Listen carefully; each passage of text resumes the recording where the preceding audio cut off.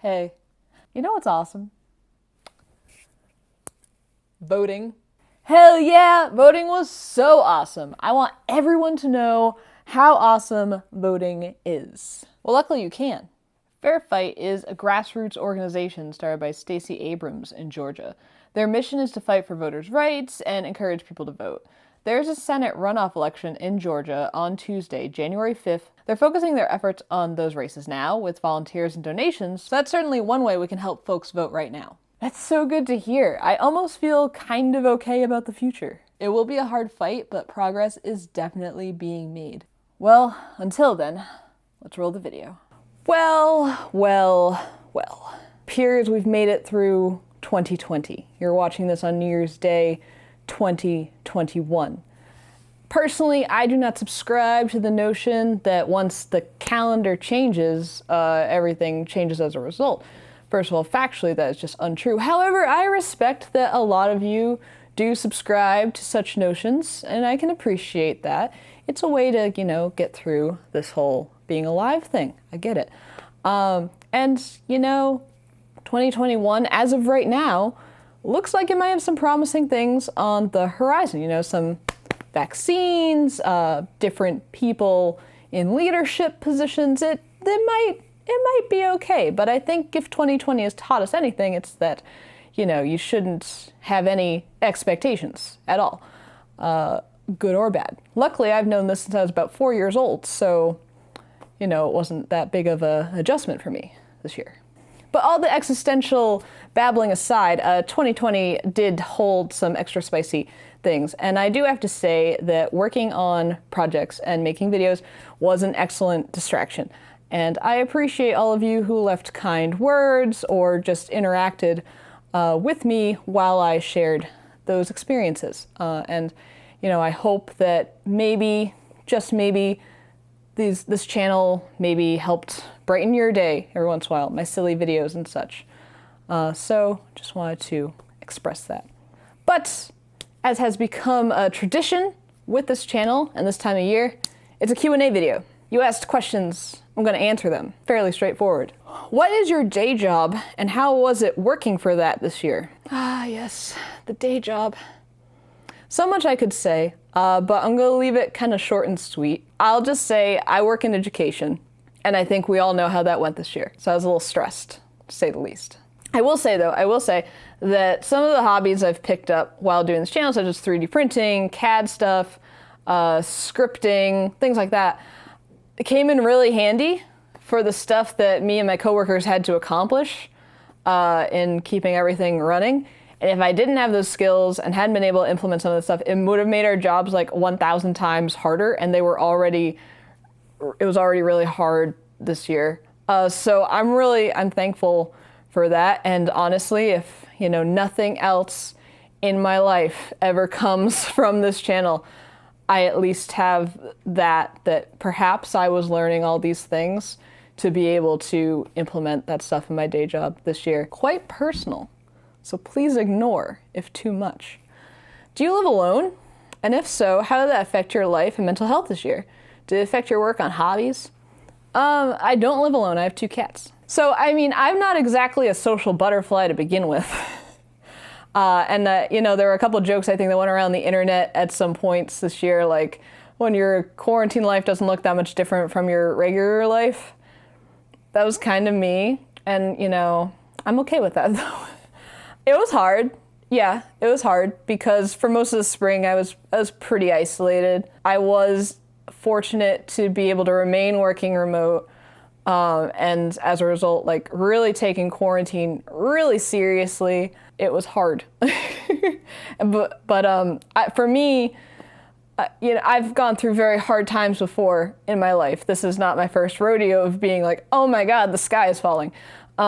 And there is a kind of weird solidarity comfort to know that I'm not the only one feeling this way. For me, that kind of helps a little, to know, I'm not going through this alone. There's other people feeling the same feelings, whether or not we're seeing each other. So that I find in a weird kind of abstract way to be helpful. And also knowing that, more than likely this isn't going to be forever. This is temporary. And these feelings are a result of trying to do what's right, trying to reduce spread, keep others safe. That's how I view it, and that helps. It's still hard, but it helps, you know. That might have been real sad, I'm sorry, because I don't want to be sad with you, because you're probably feeling sad too, but yeah. How'd that affect projects? I don't know that it really affected my projects too much. I went through probably my hardest time in the summer, and I mean, I didn't make many videos. I was still working on projects, but I didn't have the energy to sit in front of a camera and be like, kind of a little animated. I'm not too animated, but you know, my usual vibe, and talk about the projects. So that definitely affected. I was able to still work on projects and everything, but I couldn't get the energy up to make a video about the project. So that was hard. Otherwise, making videos and stuff was actually a great way to kind of keep myself on a schedule and kind of chop up time. Also, Adafruit's show and tell was really helpful for me in kind of keeping track of the weeks and everything, because even though I was still working, it does start to kind of blend together. And I think you really have to find ways to make time special and everything, or else you can really get in a rut. Another thing I did, and this is gonna sound silly, but I'm gonna share it, nachos. Nachos are awesome.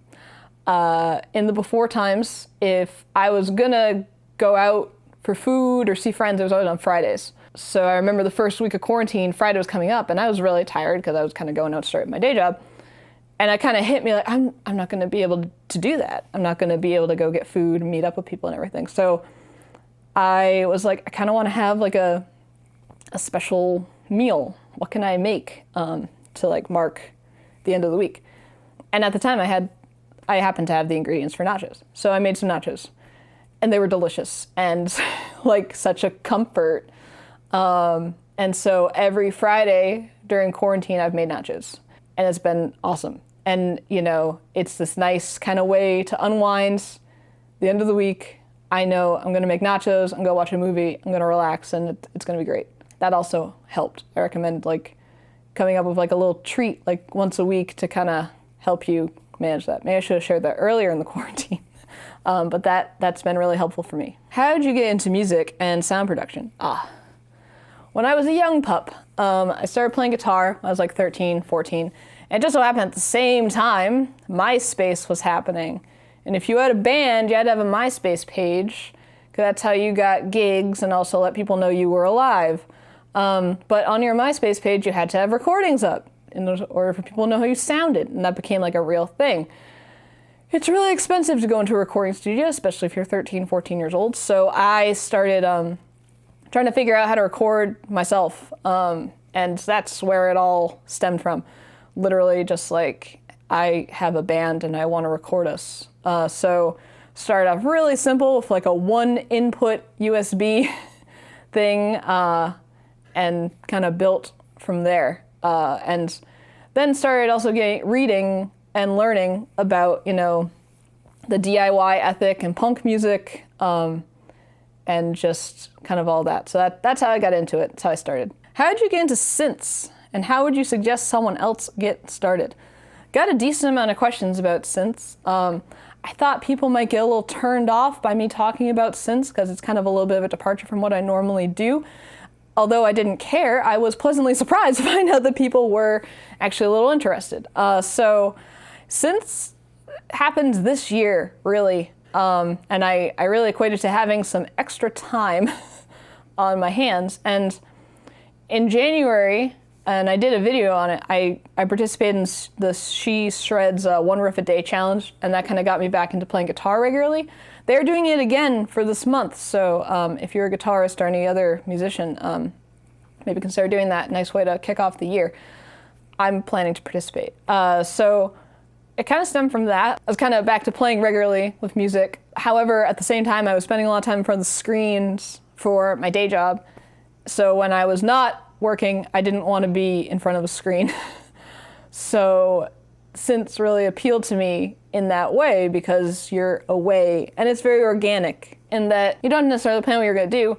It's a nice way to kind of relax but still be doing music. And I had seen other folks get into synths. John Park does stuff with synths. I was following Thea, seeing what she was doing with Winter Bloom, and it was CircuitPython, and I thought, you know, this just seems really cool. So I started with the Winter Bloom modules and kind of built out from there. And before that, I was also using the Teenage Engineering Pocket operators. I think those are awesome. And so that's kind of how I got into it this year. I'm still such a beginner. I don't feel I can really give advice necessarily. But there's some really great videos out there from more experienced folks. Andrew Wong has a great video on explaining what modular is and how to get started in it.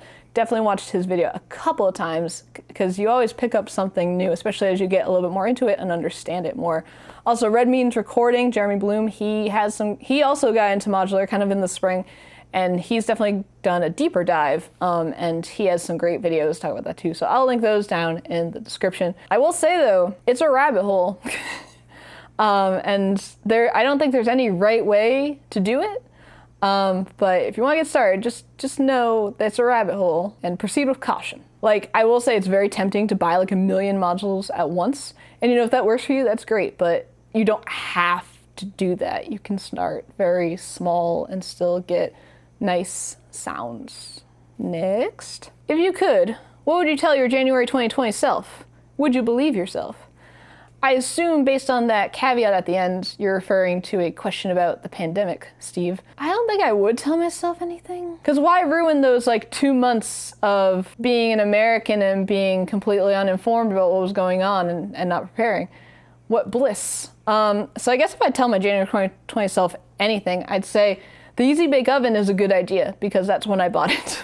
And that was a fun time. And at the time, I was kind of doubting myself that maybe it was a stupid decision. So the Easy Bake Oven is a good idea. That's what I tell myself. What tool/technique was your favorite to learn or improve on this year? I mean, actually, the Easy Bake Oven was cool. Like, knowing that I have a way to reflow solder, that's nice. That's cool. I did do a little bit of woodworking in that I built this synth shelf. I'd like to do more woodworking. It's kind of hard in the pandemic because you more often than not have to go out and get supplies, and I don't go to stores right now. So I think that's gonna really be waiting kind of till post-pandemic. I don't really have a good answer. I'll go with the reflow. What's a good intro kit for making your own bleeps and bloops for someone who loves music but doesn't play an instrument? When you say kits, I assume that means you're kind of looking for something you can build yourself. There's a lot of options out there. I always love to shout out to Oscatone, Tommy. He's got the OK synth.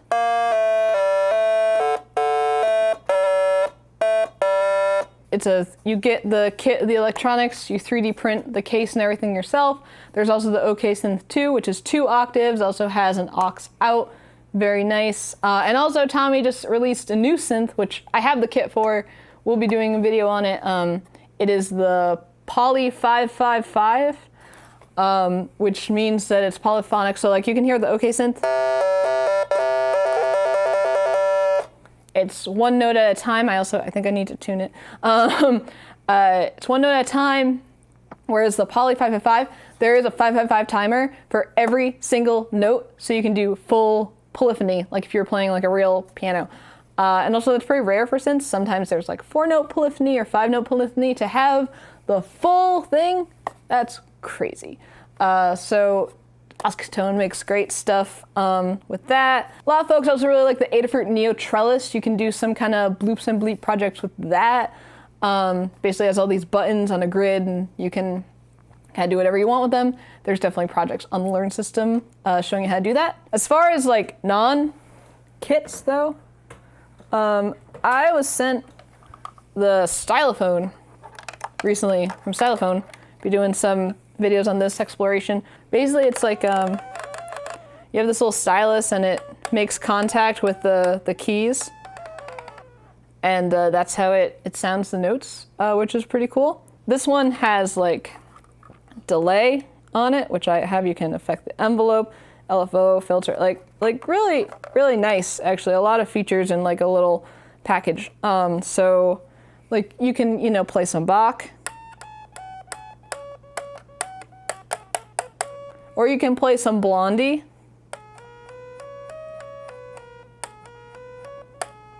Call Me, a classic.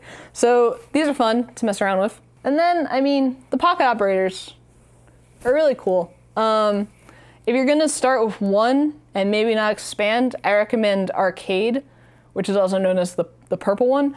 It definitely has I think the most, it's definitely the most flexible in that like it has drum sounds, it has, the bloops and bleeps, but it also has the chord mode. So you get like you can get a lot of texture out of it. And I've seen a lot of people like, they look at the pocket operators and they're like, how does that work? I don't understand.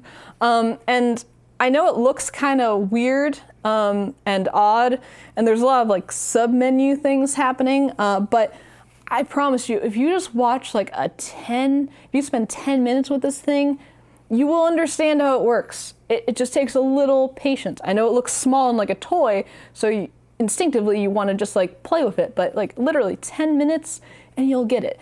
And also to shout out Red Means Recording again, he actually has a playlist of a walkthrough on every single one of the pocket operators. I have watched them. That is how I know how these work. I promise you, if you just spend a little time, they'll make sense and you'll be able to make some really cool songs. With the Arcade in particular, you can make like a full-fledged chiptune song in like 2 minutes, which is nice. So that's what I'd recommend for things to make your own bloops and bleeps. Favorite song of 2020? I'm kind of weird with songs like that because I don't necessarily know when a song has been released. I will just kind of, I still listen to albums. I don't like using Spotify, so I don't like the UI. So I'm a little odd. So I'll just say what I listened to a lot of this year. I actually, because I was on my computer a lot for work, I listened to a lot of NPR Tiny Desk concerts. First of all, I love Tiny Desk concerts. I think they're so wholesome and cute. You get to hear musicians performing songs in a really stripped down way because they have to. They have to like get all the equipment in there and kind of figure out how they're going to approach stuff. Really loved Anderson .Paak's Tiny Desk concert and also love his music in general. Mac Miller, rest in peace, had a really awesome Tiny Desk concert. There's this band called Idols. They're kind of like this punk, hardcore kind of band. I really like them. Listened to them a lot at the beginning of March, and their Tiny Desk concert is amazing. I love when like non-NPR style bands do Tiny Desk concert. Like it's sweet to have a nice little folky thing, but when you have like a band that's like literally swinging from the filing cabinets, that's my stuff right there. Yeah. And NPR continued with the Tiny Desk concerts by doing Tiny Desk concerts at home, which was also really cool to see how these musicians like had their home set up, how they were interacting with band members, sometimes remotely. And so that was cool to see. Yeah, listened to a lot of that. My favorite bands are like Battles, Dan Deacon, Warpaint, K-Flay, Dinosaur Jr., so I'm always listening to a lot of that kind of stuff. I feel like I'm not giving very good answers. What was your biggest success this year? What was the biggest failure? How did you overcome it? Any new skills learned this year? Thanks. Great to see a lot of MIDI projects this year. Thank you. I enjoyed the MIDI projects a lot. There was the MIDI guitar, the MIDI robot xylophone. There were some MIDI drums that I did with Nay. There was the MIDI melody maker.